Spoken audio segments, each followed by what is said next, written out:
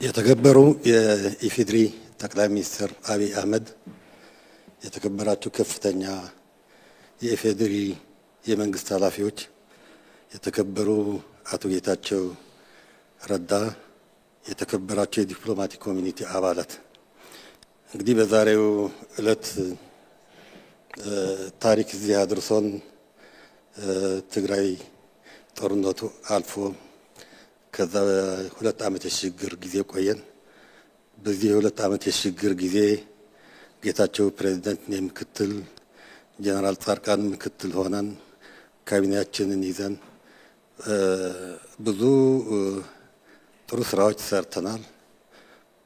በዛው ያክል ደግሞ ብዙ ድክመቶች ነበሩን። በተለይ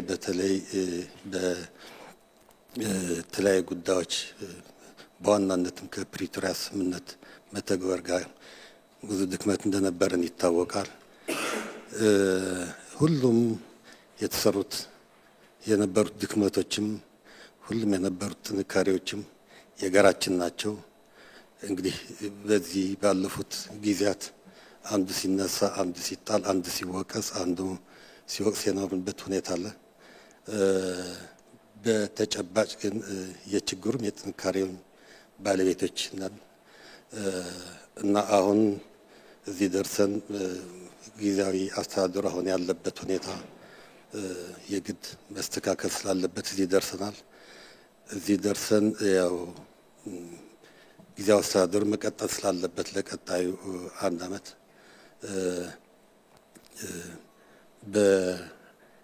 በተወሰነ የፕሬዝዳንት ማስተካከል ቀጥሎም የተወሰነ የካቢኔ ምናምን ማስተካከል እንደ አዲስ ስራው እንዲሰራ እድል አግኝቷል። በዚህ አጋጣሚ ይሄ እድል ለኔ ሲሰጥ ቀላል እንዳልሆነ አውቀዋለሁ። በጣም ከባድ ፈተና ነው። በእንትን ሲታሰብ የምትመኘው ነገር አይደለም። የዛው መጠን ደግሞ ጥሩ ከስራህ ደግሞ እድል እንደሚሆንም አውቃለሁ እና ፈተናዎቹም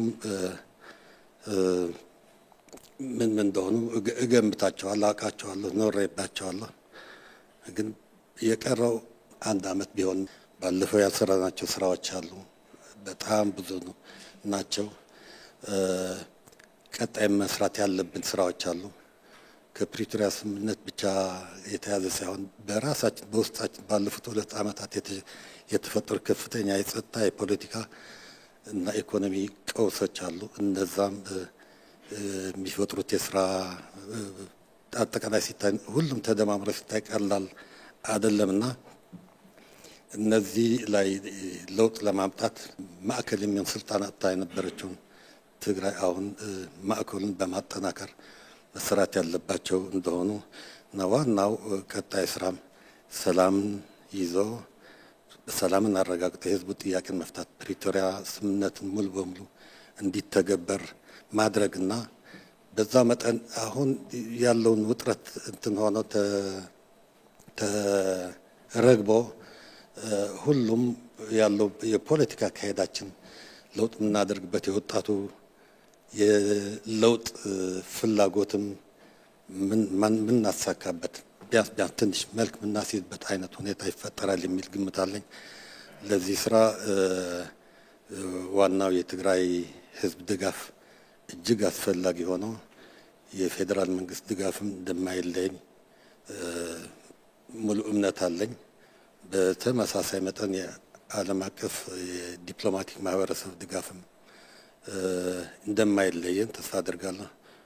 ትልቁ ነገር ደግሞ አቶ ጌታቸው ረዳ የፈለገው ቢሆን የስራ ለውጥ ቢያደርጉም ክልሉም ያውቁታል ያላቸው እና በቀጣይነትም የሚኖራቸው ሚናን በደንብ አድርጌ እገነዘባለሁና የእሳቸው ድጋፍም እንደማይለየኝ ተስፋ አደርጋለሁ። ከባድ ነው። የብዙ የሁላችንም ህብረት ካልተጨመረበት በስተቀር አቃሎ የሚገባ ችግር የለምና በተቻለ መጠን